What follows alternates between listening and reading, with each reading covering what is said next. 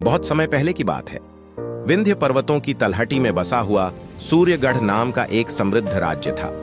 उस राज्य के राजा थे राजा आदित्य सेन। वे वीर, न्यायप्रिय और प्रजा के सच्चे हितैषी थे। उनकी सबसे बड़ी विशेषता यह थी कि वे हर निर्णय सोच समझकर और धर्म के मार्ग पर चलकर लेते थे। राजा आदित्य सेन का दरबार सोने के खंभों और रंगीन चित्रों से सजा रहता था, लेकिन राजा को वैभव से अधिक प्रिय थी अपनी प्रजा की मुस्कान। वे भेष बदलकर अक्सर रात में नगर का भ्रमण करते और लोगों की समस्याएं स्वयं सुनते थे। एक दिन राज्य में भयंकर सूखा पड़ गया। खेत सूखने लगे, अन्न के भंडार खाली होने लगे और किसानों के चेहरे पर चिंता छा गई। दरबारी मंत्रियों ने राजा को सलाह दी कि कर बढ़ाकर राज्य का खजाना भरा जाए, लेकिन राजा आदित्य सेन को यह उचित नहीं लगा। उन्होंने कहा, जब प्रजा दुख में है तब राजा का सुख अधर्म है।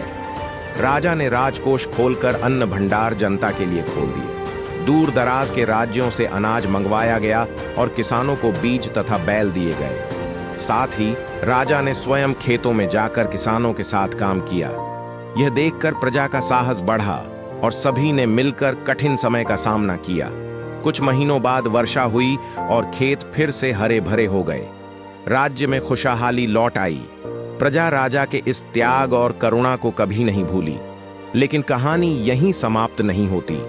एक दिन पड़ोसी राज्य के क्रूर राजा ने सूर्यगढ़ पर आक्रमण कर दिया। उसकी सेना विशाल थी, जबकि सूर्यगढ़ की सेना छोटी थी। मंत्री डर गए, पर राजा आदित्य सेन शांत रहे। उन्होंने कहा, धर्म और सत्य की रक्षा के लिए संख्या नहीं, साहस चाहिए। राजा ने स्वयं सेना का नेतृत्व किया। युद्ध में उन्होंने अद्भुत वीरता दिखाई। अंततः सूर्यगढ़ की जीत हुई और शत्रु राजा ने क्षमा मांगी। राजा आदित्य सेन ने उसे दंड देने के बजाय मित्रता का हाथ बढ़ाया, जिससे दोनों राज्यों में शांति स्थापित हुई।